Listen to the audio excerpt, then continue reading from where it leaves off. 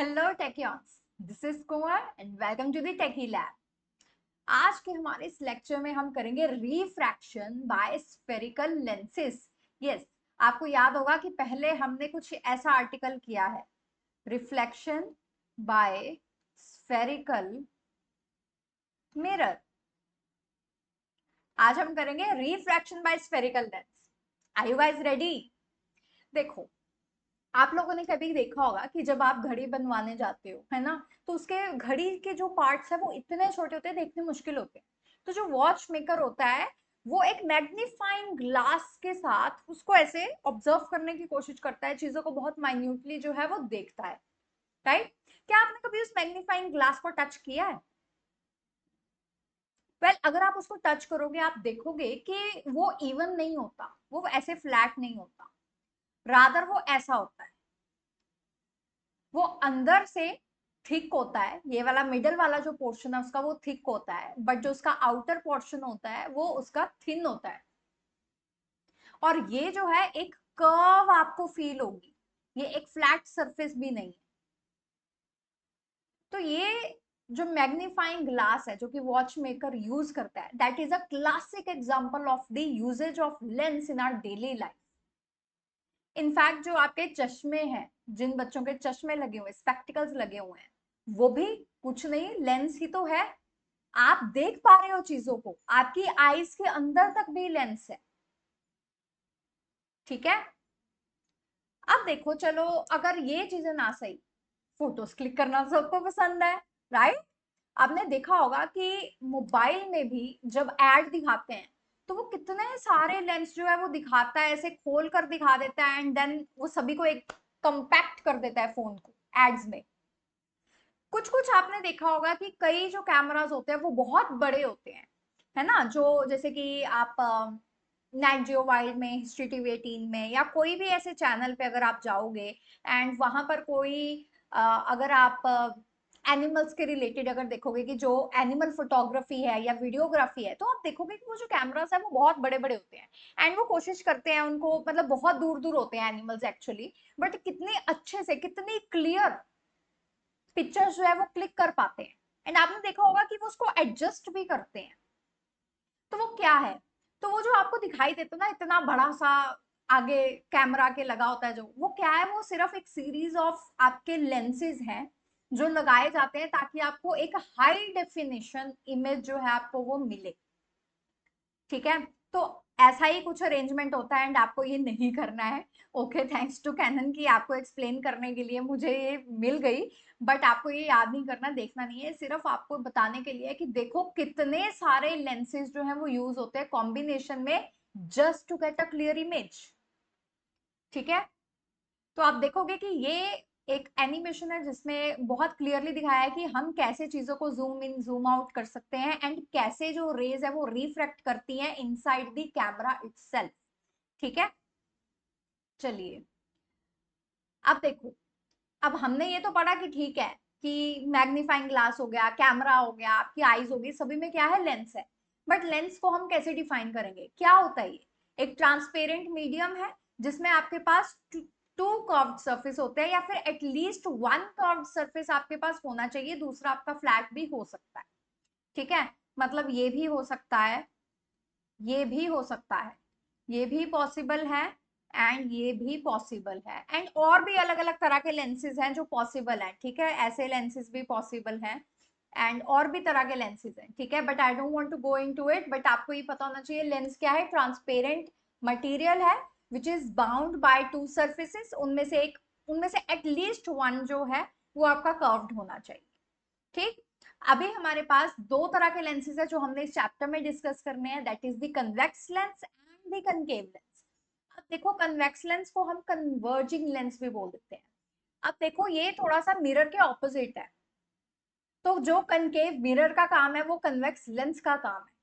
ठीक है, जो हमारा लेंस है उसके पास क्या है, दो स्फेरिकल सर्फेसिस है जो कि आउटवर्ड्स की तरफ बल्ज्ड है। ठीक है, जैसे मैग्नीफाइंग ग्लास। ओके, इसको हम बोल देते हैं डबल कन्वेक्स लेंस या कन्वेक्स लेंस। ये मिडल में थिक होता है as compare to the edges. अब इसको कन्वर्जिंग लेंस क्यों कहते हैं, क्योंकि पैरेलल रेज को कन्वर्ज करके ये फोकस पे सारा का सारा क्या कर देता है, कन्वर्ज कर देता है, तो इसको कन्वर्जिंग लेंस बोल देते हैं, है ना। अब आप देखोगे कि हमारे पास क्या है, हमारा एक लेंस है mn, हमारा कन्वेक्स लेंस है, यहां पर हमने f1 लिखा है, 2f1 या c1 लिखा है, ठीक है, यहाँ पर f2 है, ये 2f2 है या फिर c2 है। अब जब हमने एक मिरर किया था, अगर मैं कनकेव की बात करूं, तो आपको पता है कि उसका f था एंड उसका c था, तो इसलिए उसका f1 एंड c1 है। बट यहाँ पर जो हमारे पास एक और सरफेस है, इसका भी तो अपना एक focus and centre of curvature होगा, तो जो राइट साइड पे हमारे पास focus and centre of curvature है वो इस सरफेस के लिए है, एंड ये जो है वो इस सरफेस के लिए है। ओके, अब जैसे ही हमने क्या किया है, कन्वेक्स लेंस का किया है, बिल्कुल वैसे ही कनकेव लेंस का भी है। ओके, अब डबल कन्वेक्स कनकेव लेंस में क्या है, आपके पास दो स्फेरिकल सर्फेसिस है विच आर कर्व्ड इनवर्ड्स, ठीक है, ये अंदर की तरफ जो है वो ऐसे कर्व्ड रहता है, तो आपको क्या है, ये थिन है in the middle but it's thick at the edges. ये एक डाइवर्जिंग लेंस है, ये क्या करेगा, जो पैरेलल रेज आएंगे उनको ये डाइवर्ज कर देगा फ्रॉम द फोकस, ठीक, इसलिए इसको हम डाइवर्जिंग लेंस बोल देते हैं। तो आप देखोगे कि अगर आप यही रेस को बैक ड्रॉ करोगे then they will appear to converge at focus f1, but actual में वो डाइवर्ज ही। ओके, बिल्कुल जो हमने पहले किया है उसी पे चल रहे हैं। अगर आपको पिछला सारा आता है, आपने डेफिनेशंस को बहुत अच्छे से किया है, ये लेक्चर आपके लिए बहुत इजी है, पानी की तरह जाएगा, जल्दी जल्दी आप इसको खत्म कर लो। अब देखो, कुछ इंपॉर्टेंट टर्म्स हमने उधर भी डिस्कस की थी, कुछ इधर भी करनी है, बिल्कुल एग्जैक्टली सेम है, सिर्फ एक या दो वर्ड्स का जो है वो चेंज है, डायग्राम में चेंज है। हमें डिस्कस करना है sphere, aperture, C R, optical centre, ये जो नया है आपके लिए, principal axis, focus and focal length, ठीक है। हमने क्या किया, आप कोई भी एक लेंस ड्रॉ कर सकते हो, मैंने कन्वेक्स लेंस ड्रॉ किया है, उसका क्या है, अपना एक ऑप्टिकल सेंटर है, f1 f2 and c1 c2 जो है मैंने ड्रॉ कर दिया है, एंड प्रिंसिपल एक्सिस भी आप देख सकते हो। अब स्फीयर क्या है, जैसे कि हमने उसमें किया था, मिरर में किया था, it is just a spherical surface जो कि एक स्फीयर एक बड़ा होता है, ठीक है, उसका पार्ट होता है जो हम लेंस में यूज करते हैं। इसमें क्या है, लेंस में सिर्फ हम दो स्फेरिकल सरफेस कंबाइंड जो है यूज करते हैं, ठीक। एपर्चर क्या है, वो डायमीटर जो कि हमारी रेज को रिफ्लेक्ट करेगा, ठीक है, ताकि हमें एक इमेज मिल सके, तो उसको हम एपर्चर बोल देते हैं। तो यहाँ पर ये जो mn है दैट इज दी एपर्चर। फिर आ जाता है सेंटर ऑफ कर्वेचर। अभी जो हमने सर्कल बनाया उसका अपना भी तो एक सेंटर रहेगा ना, चाहे आप इधर का हिस्सा काटो या इधर का हिस्सा काटो, सेंटर तो रहेगा। तो ये जो दो सरफेस है इनके जो अपने अपने सेंटर्स हैं, ठीक है, उनको हम बोल देते हैं सेंटर ऑफ कर्वेचर।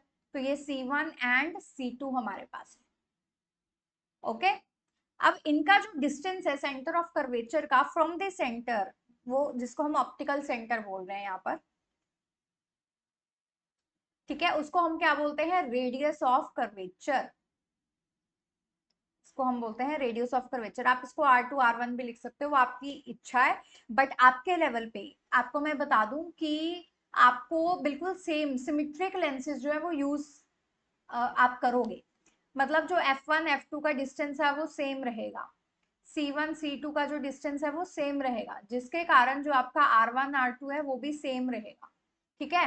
तो अगर आपको ये नोटेशन यूज करनी, simple f and c use करना, तो आप वो भी कर सकते हो, ठीक है। Then comes optical centre. अब देखो, पहले हमारे पास मिरर में क्या था, पोल, पर यहाँ पर पोल की जगह क्या है, ऑप्टिकल सेंटर है। ओके, ये एक ऐसा पॉइंट है जहां से जो हमारी रे है वो अनडेविएटेड पास कर जाएगी, ठीक है।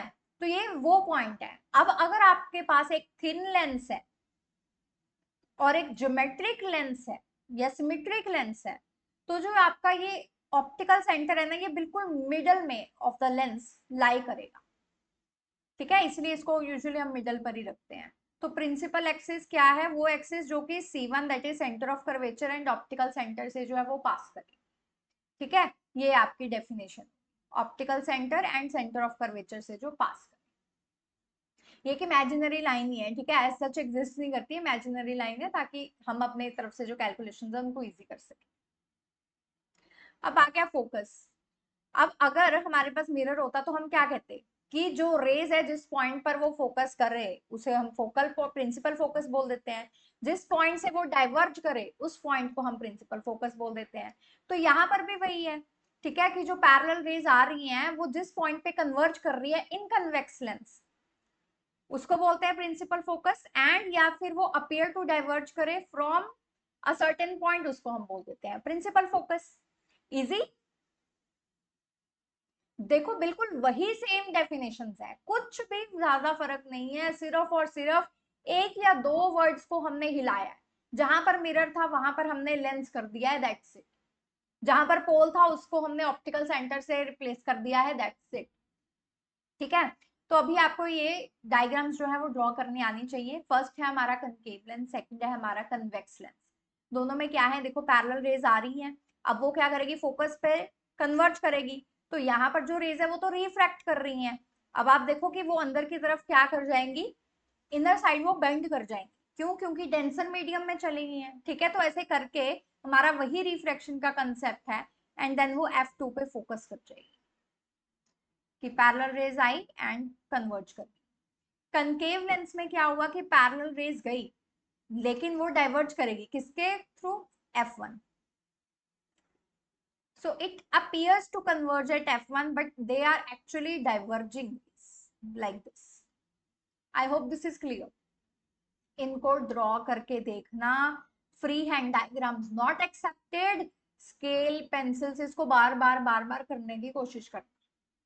ठीक है, ऐसा ना हो कि बहुत गंदी सी डायग्राम बना के आ रहे हो। देखो रे डायग्राम, ये जो हमारा रे ऑप्टिक्स है, ये एक ऐसा चैप्टर है जिसमें डायग्राम्स ही सब कुछ है।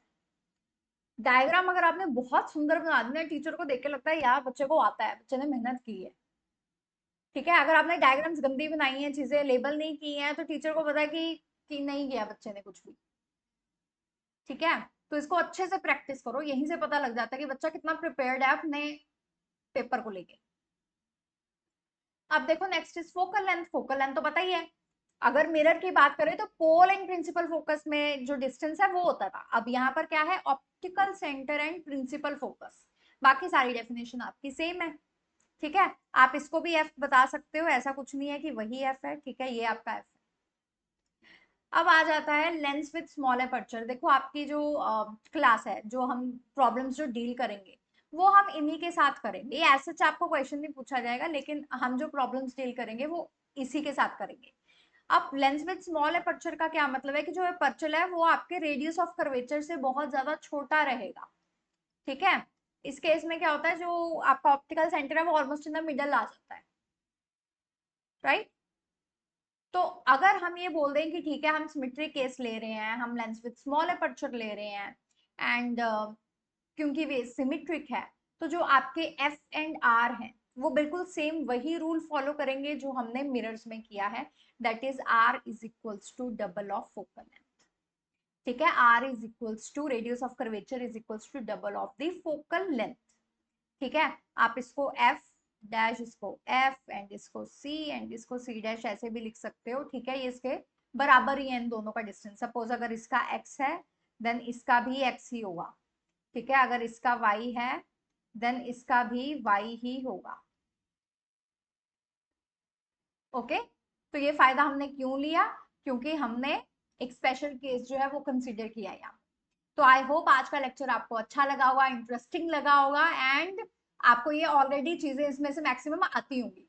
अगर आपने मिरर के केस, स्फेरिकल मिरर के केस बहुत अच्छे से किए हैं ना, तो ये जो लेंस है ना ये आपके लिए चुटकियों का खेल है। तो अगर आपने वो लेक्चर्स नहीं लगाए then do go and check them out, क्योंकि वो आपके लिए ही फायदेमंद होगा। Thank you so much and see you in the next class.